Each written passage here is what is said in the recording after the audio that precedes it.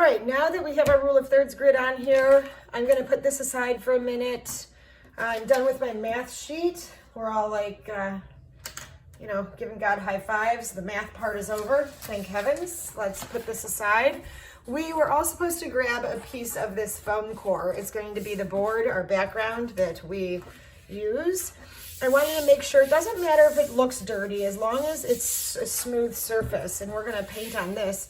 This has a bit of a texture on it, and this has a bit of a texture right here, so I'm definitely gonna use the other side, because as I blend my oil pastels, if there's any surface texture on there, or if there is a bend in the board, if we don't take care of these and there's a bend, as we're blending, you're gonna get that kind of embossed through. So you wanna make sure you have a nice smooth board, and we're going to tape this down to it so that we get a nice white border.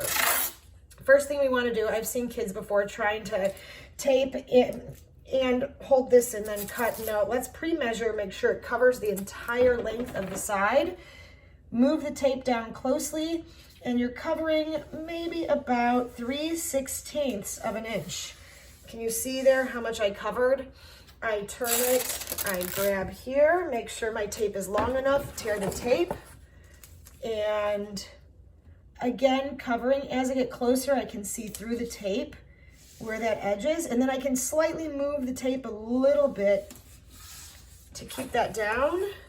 Now, again, my third side, pre-measure, trim the tape, come down close to it, 3/16 of an inch cover. This is why we were rounding up, because we do cover just a smidge of the edges. So we want to make sure that our image, there we go, our image is going to go off the edge of the page there. And last but not least, my fourth side.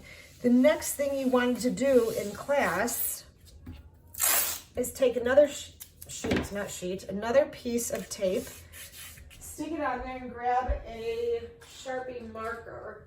It didn't matter what color, but I wanted you to write your first and last name on here. So I am going to write my Heather Adams, and I would either put 3 or 4, because if you're 8th grade, you're either in my 3rd or 4th period class right there.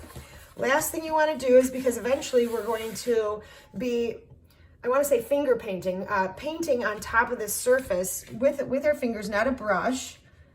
So I'm going to make sure I mark the rule of thirds onto the tape. And notice I'm using a Sharpie marker for this, not a regular marker. Those will smudge. This one's going to dry and it's going to be permanent. I was very careful not to touch the paper on these, but I want to keep those marked, because as I continue painting and building up these surfaces, the surface, it's not, you're not going to see these lines anymore. The next thing you were supposed to do is grab a pack of oil pastels. And I gave you all new pastels before we left, because we didn't have time in the mad dash that it was. We didn't have time to go through and see which oil pastel sets people took care of and people didn't in the past. So we opened these up. Each one had a paper on it. We took the X-Acto knife, cut along the paper, unwrapped them all, and then what we did was break them in half. And we'll show you why we broke them in half in a little bit as I start my painting. But one of the reasons we break them in half is as we continue to use colors, and in my image, I'm going to use a lot of blues, some white.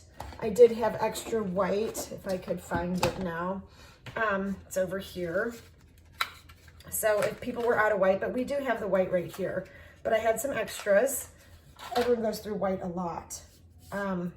But as you created a palette, let's get back to this, and I was using this color, this color, this color, you knew at the end of the day where to put them back. So it's very important to keep these in order so that you can access all of your colors easily. And right now this picture is horizontal, so I am going to turn this board horizontally. It does not matter. And again, this image, the final image, is right side up, but we will be working upside down. So I'm going to turn this upside down, and in our next video we are going to start our first layer on the oil pastel, and you are going to need some resin gel. I had a couple tubes of these in class, but in order to get them home, I gave you either a little container, like a makeup container, or I put some in a bag for you. If you have one of these in the bag, it would be good to open these up today. And we are going to get our first layer done. This should be more than enough of this resin gel because we're really only using it on the first and second layer to blend the colors. So let's cut off this video and get started on our next one.